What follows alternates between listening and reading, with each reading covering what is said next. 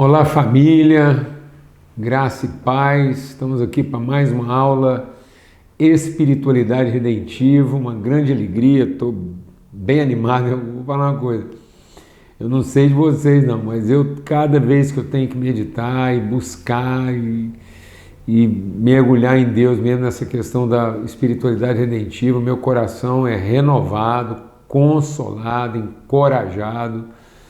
Assim, os olhos do entendimento realmente são iluminados. A nossa oração o tempo todo é a oração de Paulo em favor da igreja de Éfeso. Eu oro para que sejam iluminados os olhos do vosso entendimento, para que nós possamos viver segundo as riquezas da nossa vocação. Não há sentido em viver segundo as carências do nosso coração, mas temos que viver segundo as riquezas da nossa vocação. E muitas vezes nós estamos deixando que as carências sejam a motivação, resolver problema, ter necessidade satisfeita, ter interesse contemplado. E a vida não é isso, a vida é para materializar, é para viver todos os processos, para que nós possamos completar, para que nós sejamos uma expressão completa, uma expressão plena daquilo que nós fomos chamados, estabelecidos na eternidade, para sermos como filhos e filhas de Deus. Amém? Vamos orar. Segredo do nosso coração, que o Senhor é quem sabe os pensamentos que o Senhor tem a respeito de nós, pensamentos de paz e não de mal, para nos dar futuro e esperança. É isso, nós queremos conhecer o que o Senhor já pensou, queremos entrar, Senhor, que mais uma vez aqui juntos, nesse tempo de aprendizado, de meditação, de leitura, de reflexão da Tua Palavra, nós possamos, ó Deus, movidos pelo Teu Espírito, na plataforma, no fluxo bendito, seguro e eterno da Tua Palavra, entrarmos na dimensão, entrarmos naquilo que o Senhor já preparou, com ousadia, entrarmos na eternidade dos processos que dizem respeito à nossa vida como família do Senhor. No nome de Cristo Jesus, o Senhor, reclamamos, ó Pai, amém e amém, graças a Deus. Estou aqui na companhia do Mateus, do Murilo, é sempre uma alegria, e companheiros mesmo, a gente fica aqui trocando olhares aqui, testificando e fazendo perguntas em silêncio uns para os outros aqui. E o texto que a gente quer ler é um texto que está lá em Marcos, capítulo 8, é um texto muito recorrente da minha meditação pessoal. E, aliás, o texto de Marcos, né,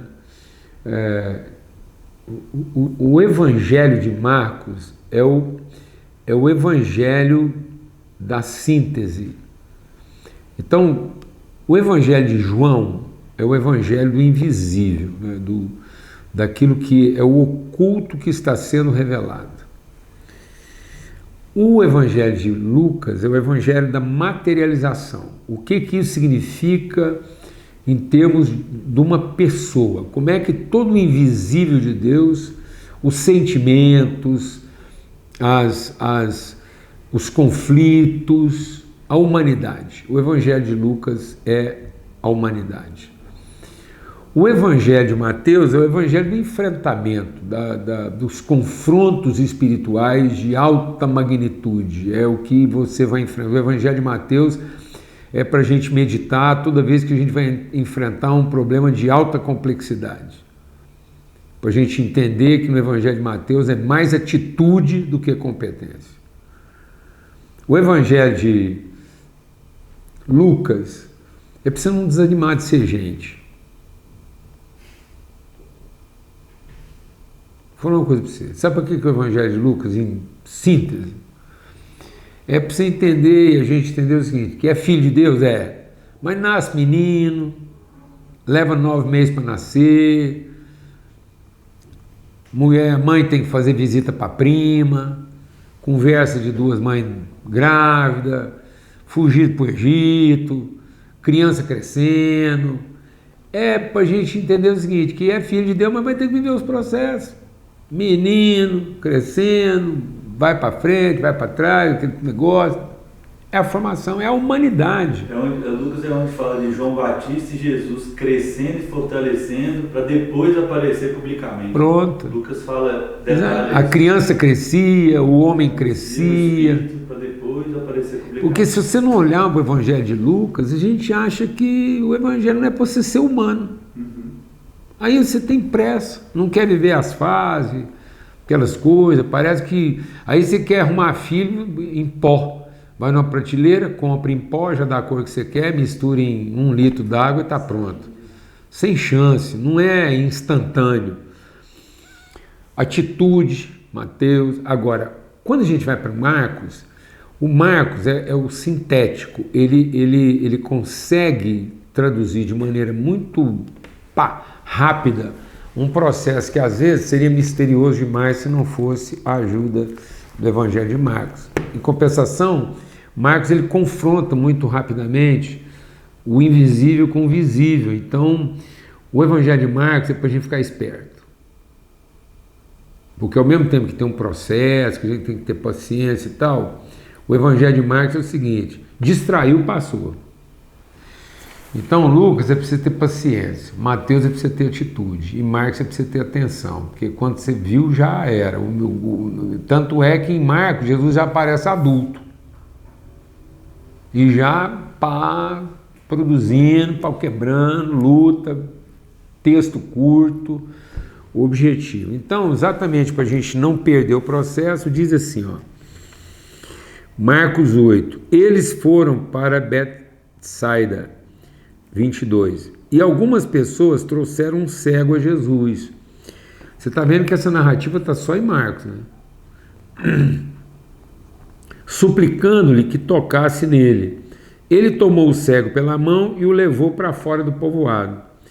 Depois de cuspir nos olhos do homem e impor-lhe as mãos, Jesus perguntou: você está vendo alguma coisa? E ele levantou os olhos e disse: vejo pessoas. Elas parecem árvores que andam. Mais uma vez, Jesus colocou as mãos sobre os olhos do homem, então seus olhos foram abertos, e sua vista foi restaurada, e ele via tudo ao longe e distintamente. Jesus então o mandou para casa dizendo: não entre no povoado. Então, hoje a gente vai meditar sobre isso, né? De novo, sobre o que é uma teologia resolutiva e o que é uma espiritualidade redentiva. E aí esse cego de nascença, ele vai ser tocado 2 vezes por Jesus. Uma resolutivamente e outra redentivamente. Esse homem era cego, maré de si. Esse homem nunca tinha visto nada, cego total. E agora ele vai ser tocado por Jesus. Para a gente, de novo, entrar nesse espírito, para ver que muitas vezes nós estamos ficando limitados ou reféns de uma teologia, de uma prática, de uma liturgia resolutiva, estritamente devocional, veja que o texto mostra que Jesus vai intencionalmente desapontando a liturgia. É impressionante tanto que a gente vem com a liturgia pronta.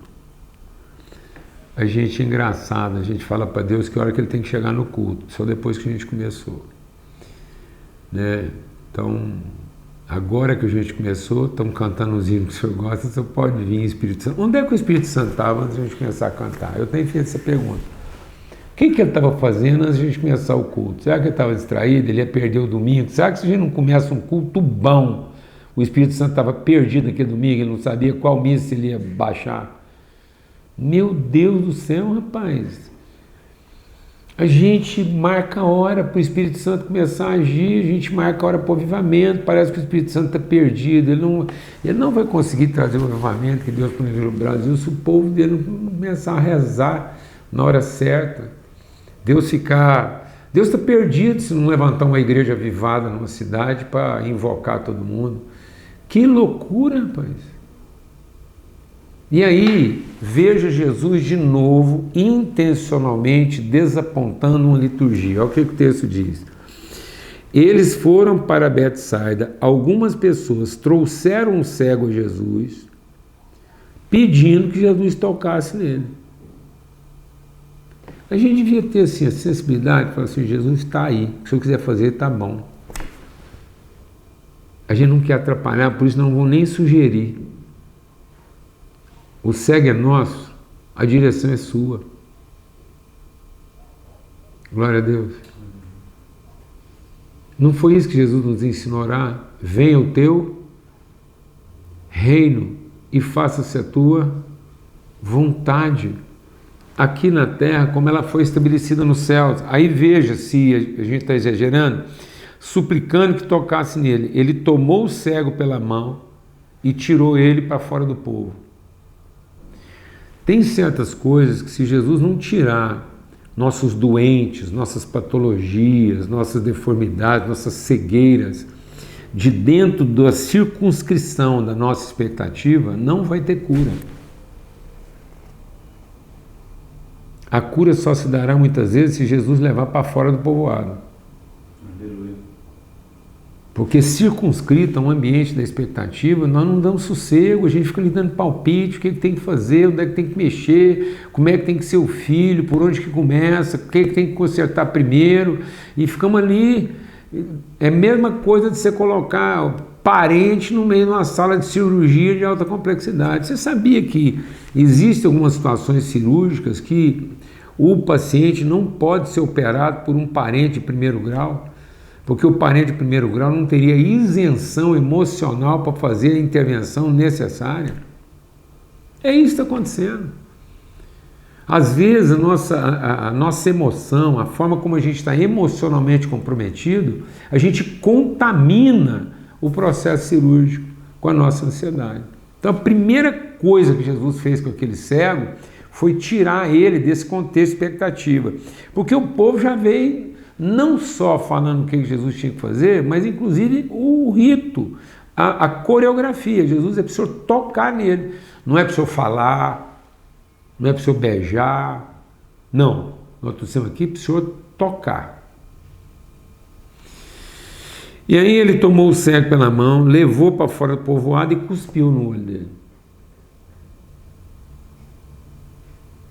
Agora você pensa o grau de desapontamento, você leva seu menino para Jesus curar, fala, Jesus, toca esse menino, é meu filho. E Jesus falou, pois não.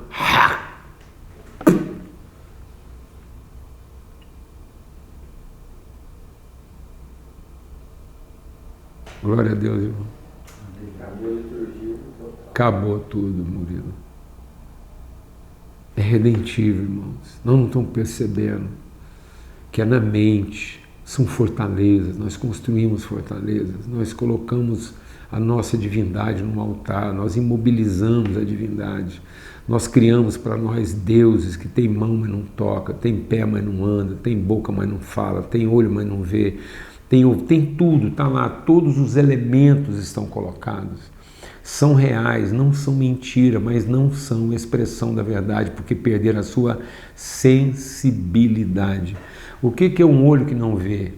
É um olho que é sinceramente olho, mas não tem a sensibilidade de quem enxerga. O que é uma mão que não toca? É uma mão que é sinceramente mão, tem sinceramente 5 dedos, não é uma mão enganada pensando que é pé, não, é uma mão sinceramente acreditando que é mão, tem todos os elementos de mão, tem forma de mão, tem cor de mão, tem tamanho de mão, mas ela não tem mais a sensibilidade que uma mão deveria ter. E aí quando Jesus tira o cego de dentro da circunscrição, da bolha, dessa estrutura montada, dessa coisa templária que ele quer destruir, que foi feita por ele. Ele está tirando a gente daquilo que nós transformamos a partir do que ele fez. Então, não é o capeta que fez isso, não. O capeta apenas dessignificou o que estava feito. Ele não é criador de nada, não. Por isso que ele é enganador. Porque o diabo não traz uma mentira, ele não traz uma coisa feita por ele traz a dessignificação do que foi feito por Deus. Então, às vezes, você está achando que a pior teologia que pode ter no mundo é uma teologia totalmente herética, pagã, endemoniada. Não, as piores teologias hoje são teologias feitas a partir de um texto bíblico. Quando o diabo veio tentar o homem, ele disse: não foi assim que Deus falou?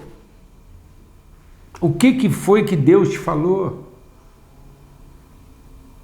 Você não é o filho, você não falou lá que você daria ordem e tal, então vai lá, faz o que está escrito a seu respeito. Ele disse: não, eu não estou aqui para ouvir a sua interpretação bíblica. Então não é uma questão da interpretação, não é uma questão da teologia acertada, não é uma questão de citar o texto. A gente está achando que a bibliografia resolve alguma coisa, resolve nada, meu irmão. Se tem alguém que sabe citar a bibliografia de cor, se sabe texto de cor, sabe um parágrafo, sabe o que vem depois da vírgula, sabe quem é um leitor quanto mais das Escrituras para nos enganar exatamente com ela? Lúcifer, leitor do texto bíblico com espírito anticristo. Então a coisa é no espírito, é a direção que você dá para aquilo. Quando você pega o texto bíblico em favor da sua própria salvação, isso é anticristo. Pode ser o que for, pode ter a citação que for, a bibliografia, você pode acertar em todos os elementos, narrativa expositiva, você escolhe o modelo, você escolhe a escola, mas tudo aquilo, ainda que tenha sido o próprio Deus, por isso que Paulo diz, ainda que um anjo venha e diga outra coisa, que não é o que eu estou dizendo aqui para vocês agora, se eu mesmo voltar aqui, Paulo diz, se eu voltar, vai que eu surtei, escorreguei no banheiro, bebi uma bebida estragada, se eu voltar aqui, eu mesmo falar outra coisa, vocês digam para mim, é anátema, porque não foi isso que nós recebemos do Espírito através da sua vida. É isso que tem que ser a nossa cura, a nossa segurança, entender que não é a força do argumentador, não é a bibliografia que ele carrega, não é a quantidade de citações que ele faz, não, é a natureza da relação que a gente mantém. É a lucidez relacional. E aí Jesus então tira esse cego de dentro desse universo expectativo. Ele tira o cego desse universo que diz para Deus como é que ele tem que fazer para que o doente seja curado. E ele cospe nos olhos do homem e depois impõe as mãos. Então, começa por aí. Para evoluir de uma teologia meramente resolutiva. Por que a teologia é meramente resolutiva? Porque ela vem na sincera intenção de ter o problema resolvido. Ora, alguém vai questionar a intenção dessas pessoas? Essas pessoas estão desejando o mal desse homem? Não. Elas estão sinceramente empenhadas em ter o problema dele resolvido. Não espere esbarrar com uma intenção errada. Não se iluda, não se distraia pensando que o que pode corromper sua vida é a partir de uma intencionalidade do equívoco. Não, o que pode estar corrompendo, o que pode estar agravando o nosso estado de cegueira é uma intencionalidade sincera de ter o problema resolvido. O que é o relato lá da tentação? Vendo que era agradável aos olhos, vendo que fazia bem para o corpo, satisfazia os intestinos e vendo que era uma coisa capaz de dar para você condição de saber o que é certo e o que é errado. Não tem nenhuma consideração negativa na tentação. Todas as ponderações da tentação são positivas. O diabo não ofereceu nenhuma tentação para Jesus no deserto de viés, de aparência negativa. Toda a tentação de Jesus no deserto é um resolutivo positivo. É para resolver a fome de quem está com fome, é para contemplar os interesses de quem tem a vida para ser conquistada, e é para falar com Deus na hora do aperto. Altamente resolutivo. Mas agora nós temos que sair para outro ambiente, sair fora. Sai da tua tenda, Abraão. Sai da tua tenda, Abraão. Sai de dentro da tua tenda e vai olhar o que eu fiz. Olha, Abraão, porque vem antes de você. Sabe o que revela o que será depois de você? O que vem antes de você. Você chegou aqui, essas estrelas todas já estavam esperando você para ser testemunho de fé na sua vida. Sabe o que vai vir depois de você, meu amigo? O que já veio antes de você, o que estava à sua espera. Sabe o que vai ser sua filha? O que estava aqui à espera dela. Tudo que Deus preparou para receber essa menina. Sabe o que Deus tinha para a vida de Adão e Eva? Um ambiente totalmente preparado para receber eles em condições de cumprir o seu propósito. Deus colocou homem e mulher num jardim e disse: aqui vocês têm todas as condições de serem frutíferos. Né? E a gente acabou restringindo isso a um conjunto de problemas e situações a serem resolvidas e demandas a serem satisfeitas. Então ele diz assim: vou tirar você disso, tira, impõe outra liturgia. Então Jesus vai fazer uma liturgia desagradável. Não é uma liturgia assim convincente. Você imagina o grau de constrangimento que Jesus está impondo naquela relação ao fazer a coisa do jeito que ele fez. Né? E aí ele vai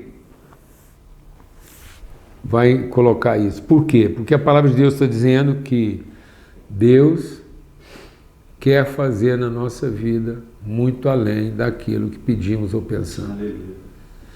Paulo escreve isso aos Efésios, quando ele vai falar: eu oro para que sejam iluminados os olhos do vosso entendimento, para que vocês possam viver de acordo com as riquezas da vossa vocação, para que todos nós possamos, como filhos amados de Deus, saber viver a vida que eu preciso viver com Deus. Ele é capaz de fazer muito além do que eu sou capaz de pedir ou pensar.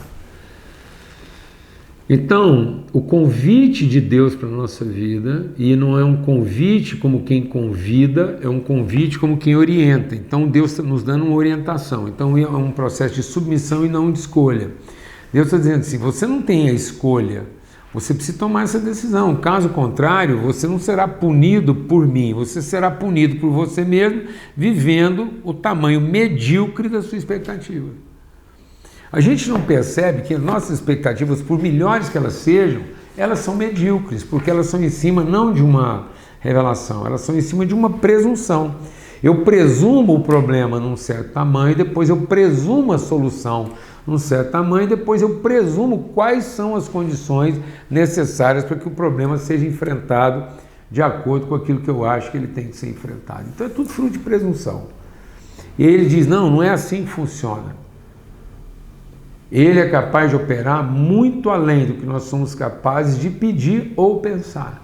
Você consegue imaginar isso? Que eu não sou capaz sequer de pensar aquilo que de fato Deus quer revelar e operar através de nós. Então, por isso, Deus orienta meus pensamentos. Eu não vou ficar lá pedindo que Deus responda às minhas expectativas. Eu vou pedir que Ele ilumine meus pensamentos. Ele ilumine meus pensamentos. Ele remova dos meus olhos qualquer escama. Eu quero ter da minha vida, e lá como empresário, o tempo todo na minha vida, desde que meus olhos foram iluminados pelo amor do Pai. Deus é amor, o amor do Pai. Sou filho do Pai que amo e Ele é chefe disso tudo aqui. Ele que resolve, Ele que se resolveu. Quiser achar ruim, vai achar com Ele. Achar comigo? Quem vai achar ruim comigo? E se você achar que eu estou canseira, que eu surtei, fala com meu pai, ele me recolhe, exerce autoridade, fala: deu. Leva o menino de volta para casa aí, porque ele está mais complicando que ajudando. Qual que é o problema? Nós estamos falando com o pai. É com o pai que nós estamos falando. Não existe processo punitivo na relação, existe processo disciplinar. Jesus, sendo filho, foi edificado, orientado, transformado naquilo que ele sofreu. Disciplina orientadora e não punitiva. Jesus nunca sofreu disciplina punitiva, mas ele viveu e sofreu disciplina orientadora, para ele chegar à estrutura, à estatura de filho eterno de Deus para cumprir o seu propósito. Ele sofreu essa pressão, essa orientação, ele crescia. E aí não é uma escolha, Jesus não tinha que escolher se ele ia seguir essa orientação, não. Ele estava inexoravelmente, irremediavelmente, incondicionalmente decidido a se submeter à orientação do Pai. Pai, eu até poderia pedir que o Senhor me poupasse, mas eu estou aqui para me submeter àquilo que ficou combinado lá na eternidade, que eu seja a revelação da sua glória. Me submeto a isso, para que seja maior do que qualquer um de nós é capaz de pedir ou pensar. E ele diz, eu é que sei os pensamentos, eu quero levar cada um de vocês agora a caminhos que são mais altos que os nossos caminhos, e pensamentos que são mais altos que os nossos pensamentos. E eu não vou conseguir andar esses caminhos, esses pensamentos, se eu não for tirado de dentro do contexto povoado, se eu não for arrancado pelo Espírito Santo de dentro da tenda. Às vezes eu estou fazendo a minha reza dentro da minha tenda, não interessa o tamanho dela, não interessa se ela é 2,20, como uma casa popular, quase que uma choupana, ou se ela é 5,50, pé direito duplo. Mas se ela é uma tenda, se ela cobre, se ela limita, se ela dimensiona minha capacidade de percepção, ela é limitadora. Agora eu tenho que sair de dentro disso para contemplar o eterno, para contemplar aquilo que é antes, aquilo que vai iluminar. E Deus vai dizer, é assim que será a sua descendência. Então, é além, não é a quem, não é segundo o que pedimos ou pensamos, é muito além do que somos capazes de pedir ou pensar. E aí Jesus então faz a pergunta que estava todo mundo esperando. E aí Jesus vira para ele e fala, e aí, você está vendo alguma coisa? E ele diz, vejo homens como árvores que andam. Para a gente entender isso, vamos entender o que aconteceu lá no pecado. Lá no pecado, quando o homem pecou, a palavra de Deus diz que os olhos dele se abriram. E agora aqui, esse homem está respondendo que ele vê. Mas quando Jesus o toca de novo, então agora diz que os seus olhos foram abertos. Então nós temos dois olhos. Nós temos duas dimensões de olhar. Nós temos o olhar resolutivo, que é o olhar da carne. É o olhar animal, terreno e, por conseguinte, potencialmente demoníaco. Então, quando o homem pecou, a sua sensibilidade para o espiritual se fechou e ele ficou sinceramente refém da sua percepção humana. Esse homem, ele era cego nos dois níveis. Ele era cego humano na sua carne e ele era cego no espírito. Quando Jesus toca ele a primeira vez, ele resolveu sua cegueira humana, resolutivo. O problema humano dele, o problema físico, orgânico dele está resolvido. É uma enfermidade, é um câncer que não é câncer mais, é uma diabetes que não é diabetes mais, é uma paralisia que não é paralisia mais, é uma lepra que não é lepra mais. Mas isso não quer dizer que a pessoa esteja curada. Aqui, já comentei isso várias vezes, eu quero usar o texto então, do que é a diferença entre uma pessoa sarada e uma pessoa curada. Eu acho até legal porque hoje essas pessoas são assim, quase que idólatras do fitness. Eles dizem que são sarados.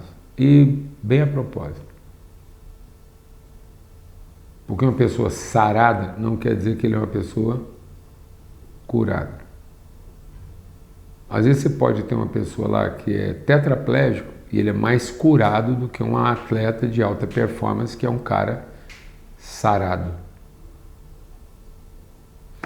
Então, o que é a pessoa sarada? A pessoa sarada é aquela que tem um diagnóstico positivo fisiológico, ou seja, o fisiologismo dela, a sua condição carne, toda a sua funcionalidade está em ordem. Então, nas questões de ordem, ela está acima da média. O seu diagnóstico, aquilo que a ciência pode medir, né, todos os seus índices corporais, orgânicos, tudo aquilo que é mensurável, seja por um equipamento, um teste. Então, passou no raio-x, passou lá na ultrassonografia, passou nos exames de sangue, urina, passou, ele está lá, um check-up, tudo que é mensurável, tudo que pode ser mensurado, ele está acima da média. Isso é uma pessoa sarada. Então, haviam 10 leprosos. 10 leprosos. Os 10 leprosos vieram a Jesus. E Jesus sarou os 10. Os 10 foram sarados. Então, os 10 leprosos, independente do que eles vão fazer com o benefício que eles receberam o benefício. Então, não fique pensando que viver um milagre é sinal de espiritualidade. Se tem alguém que vive de milagre, é o capeta, porque é um milagre um cara ruim, desobediente, igual aquele, continuar existindo até hoje. Então já é um milagre. E mesmo vivendo de milagres, subsistindo sem merecer, o capeta não converte. Imagina, se o capeta pensasse, gente, não é que já faz tanto tempo aqui, eu só passo raiva em Deus e até hoje eu estou aqui, é um milagre. Porque a Bíblia diz que em Cristo tudo subsiste. Depois de tudo que os demônios já fizeram, eles continuam existindo é o quê? Um milagre. Um milagre em quê? Um milagre em favor da história humana. É um milagre. Todos estão dentro do milagre. Existe um milagre. A graça opera um milagre. Tendo Deus podido destruir tudo, Ele empenhou uma palavra antes de tudo, que faz com que a própria existência, todo ser que respira, louve ao Senhor o milagre de continuar existindo, porque se não fosse a misericórdia de Deus, tudo tinha virado cinza. Ter capeta existindo até hoje é milagre. Ter micróbio existindo até hoje é milagre, porque era para ter passado fogo em tudo, zerado, fazer uma coisa. É isso. Não fosse a misericórdia de Deus. Em Cristo tudo subsiste.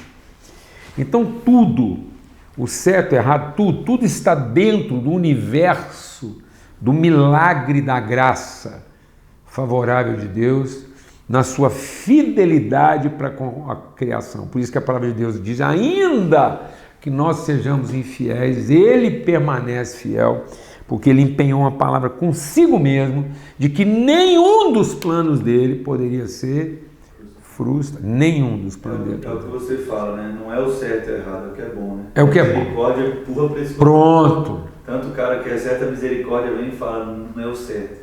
O cara que faz errado, não é isso. A misericórdia, ela garante e aponta para aquilo que é bom. Exatamente. Então eu tinha que olhar tudo nessa perspectiva de um milagre. E como eu tenho o Espírito Santo e o capeta não, ele não vai converter vendo o milagre, eu devia até olhar assim e falar, gente, se até os demônios desobedecendo o dia inteirinho não foi destruído, quanto mais eu que sou filho de Deus, rapaz. Então, até os capetas deveriam ser um testemunho favorável. Se eu sou filho, é melhor ainda. Mas, rapaz, entendeu? Assim, até o Cris que é filho, você se compara com pronto. Tá vendo? Isso aí.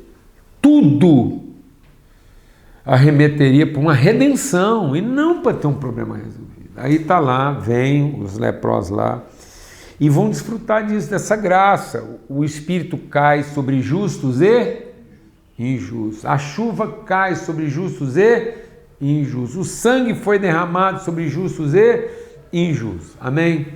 Então tá lá. Esse milagre alcançou os 10. Então, a resolutividade, o problema resolvido, o favor não merecido foi concedido a todos. Mas a transformação que isso opera, só um dos leprosos foi curado. Entre 10 sarados, só teve uma cura. Então, os 10 leprosos não foram curados. Os 10 leprosos foram sarados. E só um deles, ao buscar a relação, ao buscar o conhecimento.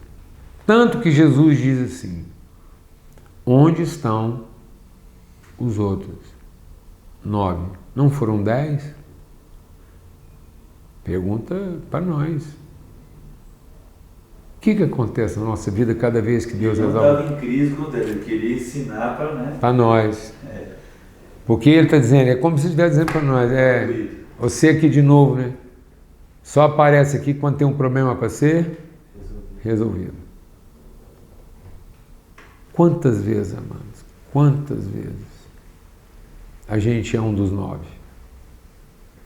Ficamos ali. Você que gosta das taxas, taxa alta. Alta.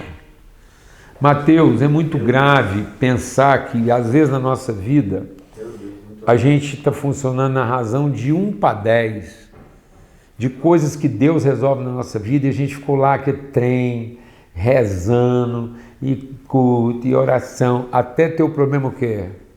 Resolvido. Depois do problema resolvido, a gente vai cuidar da própria vida, vai se distrair de novo. Quantas vezes eu e você fizemos isso na vida? Quantas vezes a nossa espiritualidade está totalmente condicionada ao problema, até ele resolvido, e uma vez resolvido, acabou. Eu tenho feito uma pergunta, e como ela nunca foi feita aqui na aula de espiritualidade redentiva, eu creio que hoje é o dia, né? Porque a gente está falando aqui sobre essa oração, sobre essa conversa. Vamos imaginar que eu e você descobríssemos que todos os nossos problemas já estão, tudo que Deus tem para fazer já está resolvido, independente da gente orar ou não. Não vai mudar nada. Vamos imaginar que está lá e não vai mudar nada. Você oraria? Se a gente soubesse que já o dia está resolvido, a gente ia gastar tempo orando. Vamos imaginar a seguinte cena, que lá no dia do juízo, faltando alguns minutos para entrar para o céu, imaginar essa cena dessa forma. A gente recebe a notícia que vai entrar em todo mundo. Liberou geral. Crente, não crente, bom, ruim, vai entrar em todo mundo. Deus, na última hora lá, resolveu com a Trindade. Ô, gente, tem espaço mesmo, está sobrando, enfia todo mundo aí. Isso traria alegria ao seu coração ou desapontamento pelo tipo de vida que você viveu para ter boa chegar lá e ser salvo? Você vai dizer assim, bom demais, porque é o que eu queria mesmo, no fundo eu queria era todo mundo lá dentro, dependendo do que cada um fez. Você vai falar assim, se eu soubesse, então eu não tinha sacrificado tantas coisas que eu sacrifiquei, não, para chegar aqui agora e fácil assim. Seja honesto. Seja honesto. Um cara que, vida inteira, sem vergonha, bagunçado, vocês dois, nós na fila, esperando aqui, você, E o cara de Deus, eu sei que agora não dá tempo de resolver mais nada, eu sei que tranquilão, sabendo que a vez é nossa. Mas de repente vem a notícia que cara que bagunçou geral, e eu sei lá, ali. Libera para todo mundo. É certo que não será assim, porque já tem alguns condenados. Já tem testemunho de alguns que já foram condenados. Mas eu fico pensando, o nosso sentimento. O nosso sentimento. Como é que fica o nosso sentimento se a gente soubesse que, no fundo, é indiferente a oração que eu faço? Eu oraria. Então, quem sabe, às vezes, eu não estou orando pela relação. Eu estou orando só para ter o problema resolvido. Sem o problema resolvido, ou com o problema já resolvido, a gente gastaria tempo para conversar com o Pai? Ou não seria interessante a gente fazer outras coisas mais interessantes? Então é isso que o texto está dizendo. Onde estão os outros 9? O que você está vendo? E aí o homem diz, eu vejo agora que existe uma forma e um movimento, mas eu não consigo separar ainda uma coisa da outra. Então, na sua forma, eu sei que um é árvore e o outro é gente. Mas a única coisa que eu consigo separar não é bem a forma, porque na forma eles se parecem. Na forma, homens e árvores se parecem. À distância, pode ser que eu estou achando que é uma árvore e é uma pessoa. À distância, pode ser que eu estou achando que é uma pessoa e é uma árvore. E eu só vou saber a diferença conforme o movimento que eles fizerem. E às vezes a nossa espiritualidade está toda reduzida a forma e movimento. Se eu tiver certeza que é a forma de gente, então é gente. E se eu tiver certeza que está se movimentando como gente, então é gente. Mas se não se movimentar como gente, por mais que pareça gente, é árvore. E aí eu posso estar tendo uma crise de identidade, porque eu estou pegando todo o meu conceito de identidade e estou focando ele na forma e no movimento, e não na percepção da natureza, independente da aparência ou da forma como se movimenta. Então, dependendo do jeito que a sua mulher se movimenta, para você é árvore. Forte, hein? Muito forte. Dependendo do jeito que seu marido se comporta, é gente. Dependendo do jeito que ele se comporta, é árvore. Dependendo de modo como o seu filho se comporta, é planta. Tem diagnóstico de planta, tem tratamento de planta, toma remédio de planta. Porque vive igual um vegetal. É grave o que está acontecendo, amados. É grave o que está acontecendo. Famílias que estão quase disfarçando os filhos de gente porque receberam um diagnóstico que é planta. Nunca foi planta. Nunca vai ser planta. Ainda que em alguns momentos na vida a gente tenha forma de planta, comportamento de planta, cheiro de planta, cara de planta e até ministério de planta, porque afinal de contas a gente foi feito para frutificar, multiplicar e encher a terra. Então, quando Deus colocou a planta, era para a gente ter uma inspiração, mas não para definir padrão de comportamento, nem estrutura funcional, e nem resolver as coisas como se tudo na vida que eu precisasse é um pouquinho de adubo para poder produzir mais fruto. Não é isso. Não é isso. Deus vai dizer, eu sou a videira verdadeira. Meu pai é um agricultor, ele poda, ele limpa. Tem tratamento de planta? Tem, mas não é planta. Tem figura pedagógica de planta? É uma uva que vai virar vinho? É um trigo que vai virar pão? É uma azeitona que vai virar óleo? É isso mesmo. O homem bem-aventurado é aquele que traz o pão para casa, a mulher dele é uma videira frutífera no interior de sua casa, e os filhos são como rebentos da oliveira? É isso mesmo. Dá para usar a linguagem de planta? Dá para entender a figura da planta?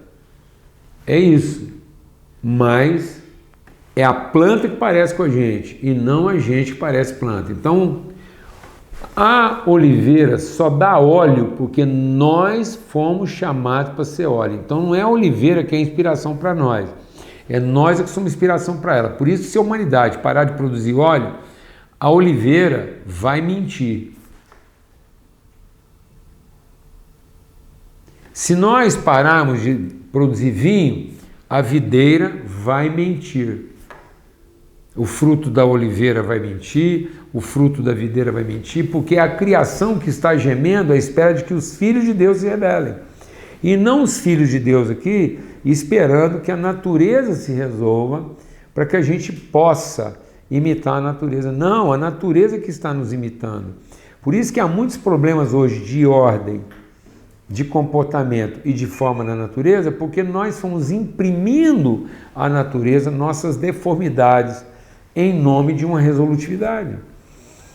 Nós é que começamos a castrar as plantas, nós é que começamos a fazer combinações genéticas que na natureza não existiriam em função de aumentar a produtividade, e através das combinações genéticas que nós fazemos para aumentar a produtividade, a gente aumenta o resultado, mas esteriliza o processo.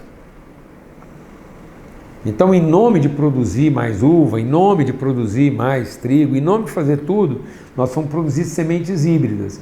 Sementes híbridas são sementes? São sementes. Elas produzem fruto, mas o fruto que elas produzem é estéril. O processo está comprometido. A forma é igual, o comportamento é igual, o resultado é igual, mas a natureza está totalmente corrompida. Por isso que há exemplo do que nós estamos fazendo na área da forma e do comportamento, nós também estamos esterilizando nossos filhos, porque em nome de otimizar, em nome de ter filhos híbridos que são capazes de alta performance e alta resolutividade, eles também estão se tornando o quê? Estéreis. Então como é que você está vendo sua família? Como árvores que andam? Isso é uma realidade? Isso é resolutivo? É altamente resolutivo. Mas Jesus não se contenta. Ele não libera esse homem para casa nessa condição. Então Jesus, mais uma vez, colocou as mãos sobre os olhos dele. Então seus olhos foram abertos. Então existe um segundo toque. Existe o primeiro toque que declara, proclama. Jesus diz assim: a unção de Deus está sobre mim para proclamar liberdade ao cativo. Proclamar liberdade ao cativo é resolutivo, isso é para todo mundo. Todos os escravos foram declarados livres. Ele é aquele que tira a escravidão do mundo, ele é aquele que tira o pecado do mundo, ele é aquele que trouxe a proclamação da libertação de todo cativo. Mas agora ele tem que tocar a gente de novo, dar vista aos cegos para pôr em liberdade os oprimidos. Então existe um momento do Evangelho que é absolutamente resolutivo, ele proclama a liberdade a todo cativo. Mas se não houver uma unção, se não houver uma clareza, se não houver uma ministração do Espírito no nosso entendimento, quebrando as fortalezas que ainda resistem, nós não vamos conduzir os oprimidos à liberdade. Então Jesus estaria devolvendo esse homem a um estado resolutivo. Jesus está despedindo esse cara para casa, e em algum momento ele achar que estava casado com uma samambaia. É isso aí. Em algum momento ele podia achar que aquilo era uma mulher só para dar o fruto que ele queria comer, literalmente. É o que é só uma escola de adulto, é do jeitinho que você entendeu mesmo.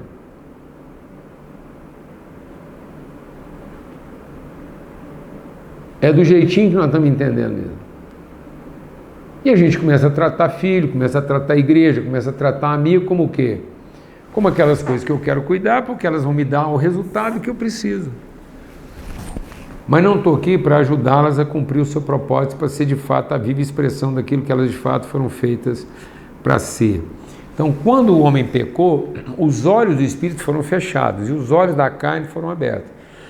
Esse homem agora, ele nasceu com os dois olhos fechados.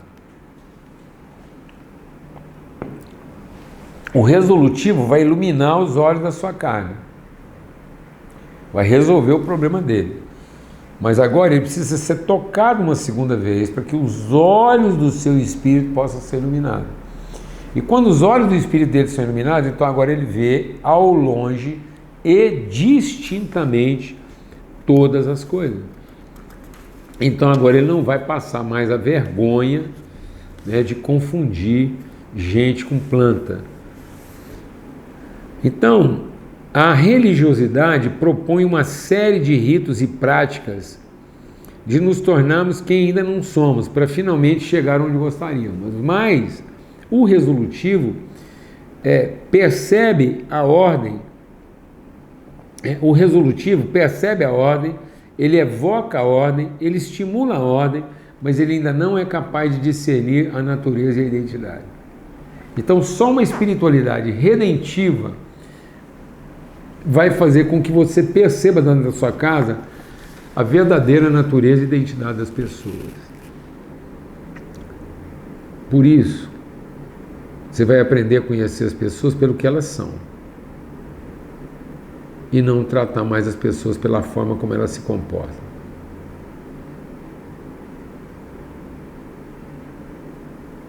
Cuidado, para que todas as suas orações não estejam sendo na sua casa em favor de ter o seu problema resolvido e ter uma família mais fácil de cuidar.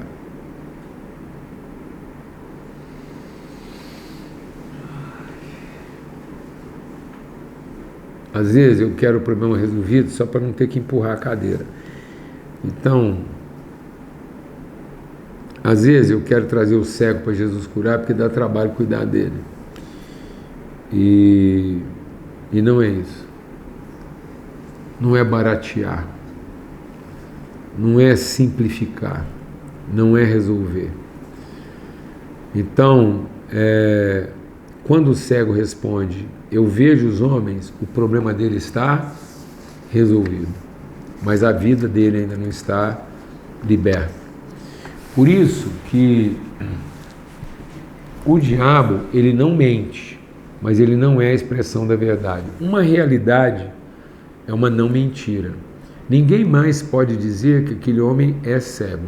Ele não é cego, mas isso não quer dizer que ele vê. Ele simplesmente não é cego. Mas agora que Jesus toca ele uma segunda vez, ele não só não é cego, como ele vê ao longe e distintamente todas as coisas.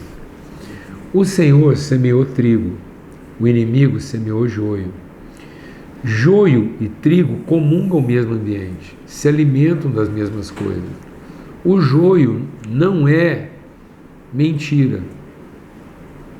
O joio não é mentira. O joio é uma realidade. O inimigo semeou uma realidade não mentira. Mas o joio, apesar de parecer, apesar de ter características muito semelhantes na sua forma, tanto que, deixa Deus ministrar algo no seu coração para a gente concluir a aula aqui hoje. Na parábola do joio e do trigo, Jesus está dizendo o seguinte: cuidado, para que na sua ansiedade de ter o problema resolvido, você não esteja comprometendo o processo.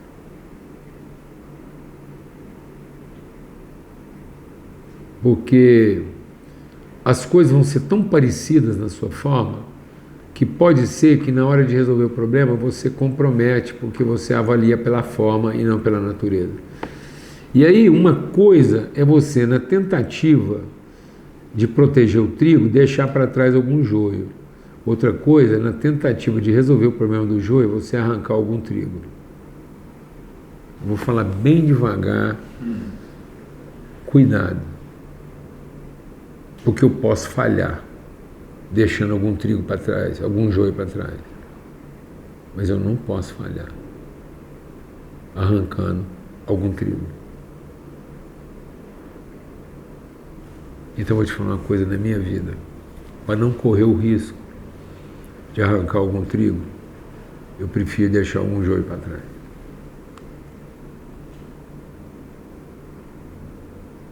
Eu prefiro errar, sabendo que ficou algum joio, do que pecar, arrancando algum trigo.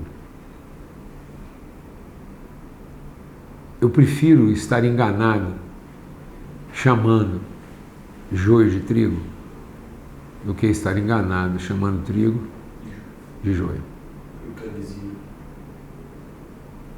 Você entendeu, meu irmão? E é por isso que tem hora que tem gente que tem dificuldade na minha relação comigo. Porque tem gente que chega para mim e fala assim: é joio. Eu falo: é trigo. Mas está na cara. Eu sei. Só que eu tomei uma decisão. Eu prefiro errar chamando joio de trigo do que ferir o propósito eterno de Deus chamando trigo de joio. Eu prefiro crer que na fidelidade resolutiva de Deus, trigo é trigo, joio é joio, e o processo vai ser a redenção disso. E não querer antecipar a solução do problema comprometendo o processo. E hoje existe tanta ansiedade em ter o problema resolvido que os processos estão ficando comprometidos. Não viva a ansiedade de ter o problema resolvido. Não imponha a Jesus a liturgia da solução. Não peça para Jesus corroborar com o nosso não mentira. Porque Ele não está aqui para dizer para nós o que é mentira e o que não é mentira. Ele está aqui para nos ensinar a ter a sensibilidade de conhecer o que é a verdade. Não fica aí tentando provar que alguém está mentindo. Seja na vida de quem quer que seja a expressão da verdade. Não fica aí tentando provar que alguém está mentindo. Mas seja para todos, na vida, a expressão de que alguém que tem compromisso inabalável e inegociável com a verdade. Amém? Glória a Deus. Eu queria fazer uma pergunta e algo para você comentar. Você comentou isso e falou assim, o final de Jesus não são os 2 toques. A gente consegue ver, mas não está completo. E aí depois Jesus dá uma direção para ele, né? Então, para nos livrar da cegueira, ele nos dá uma direção. Então não é só a cegueira que ele quer nos curar, exatamente, mas que ele quer direcionar. Então ele fala, volta para casa, mas não para o povoado. Isso. Eu sei que Jesus não queria se revelar agora e tal, mas eu queria que você comentasse em cima disso também, assim. Tem hora que Deus nos cura, a gente tem um segundo toque. Talvez muitos que estão na escola, eles recebem o segundo toque, estão vendo como gente, mas Jesus não termina aí, ele fala, volta para a sua casa. Então, às vezes nós estamos cegos em povoados que não é o onde que Deus chamou a gente. Então, assim, eu queria que você comentasse isso, porque você fala muito disso, né? Então, às vezes a gente para na cura, a gente para no problema resolvido, mas a gente não, o terceiro toque, que é a obediência, a terceira direção, Jesus curou os olhos, mas agora ele está falando nos ouvidos, né? Então, assim, eu queria que você comentasse porque essa segunda cena. É mais ou menos o que aconteceu com Paulo. Não, isso é recorrente. É porque às vezes a gente quer, toda vez que a gente tem um problema resolvido, a gente quer otimizar a performance. A gente quer o problema resolvido para otimizar a performance. E a gente não percebe que foi a tentativa de otimizar a performance que acabou agravando a minha patologia. Então é o seguinte, toda vez que eu entro em um processo resolutivo, não tenha pressa de usar o problema resolvido para reforçar a sua performance. Volta para o seu lugar de intimidade, vai construir suas relações. Forte. Eu preciso voltar à construção das relações. Paulo estava chamado, o povo acha que Paulo foi chamado e já começou o ministério. Não, 14 anos. Vivendo processos de intimidade, construindo relação. E relacionamento. O povo hoje tem uma pressa de performance, de já sair abafando. Não, meu irmão, vai lá. 3 ou 4. Volta para casa. Volta para casa. Aleluia. Vai construir seu senso de pertencimento. Né? Não se iluda. Povoado é encrenca, demanda de inteirinho. Está entendendo? É alta performance o tempo todo. Volta para casa, meu filho. Aleluia. Ninguém vem ao Pai senão por mim. Eu preciso ser reconstruído na minha sensibilidade. Voltar para casa e eu ser devolvido a um tempo de sensibilidade. Antes de ser devolvido de novo, rapidamente, à minha sinceridade. Então tem muita gente que tem de novo a sinceridade de alguém que acabou de ter um problema resolvido. E sabe o que vai ser isso agora? Um cara criador de problema exatamente porque ele tem os problemas resolvidos. Um cara com problema resolvido, ele só cria problema ainda pior, porque quando ele estava com os problemas mal resolvidos, ele criava problema menor. Pelo amor de Deus, então não volta a ser alguém criador de problema para ser resolvido só porque agora você é um cara resolvido nos problemas. Porque vai ficando cada dia pior, porque cada vez que você põe um demônio para fora e você não enche a casa, só tem ela resolvida, o problema fica 7 vezes pior. A cada nova recuperação é 7 vezes 7. Aí você expulsou um demônio, volta 7. Aí você tem que expulsar depois, é 49. Por quê? Porque a casa está limpa e arrumada, mas ela não está ocupada. Vai ocupar a interioridade das suas relações, vai ocupar a sua sensibilidade, vai ocupar a sua percepção, vai ocupar seu senso de pertencimento, vai ocupar seu coração e a sua mente com o compromisso e a palavra que você empenhou com cada um. É isso. Volta para o seu senso de casa, volta para o seu senso de família. Volta a ser família antes de ser povoado. Amém. Em nome de Cristo Jesus. Deus criou a gente para ser família. Amém. Glória a Deus. Muito bom. Alegria. Falei para vocês que ia ser um tempo bom aqui. Estou muito alegre.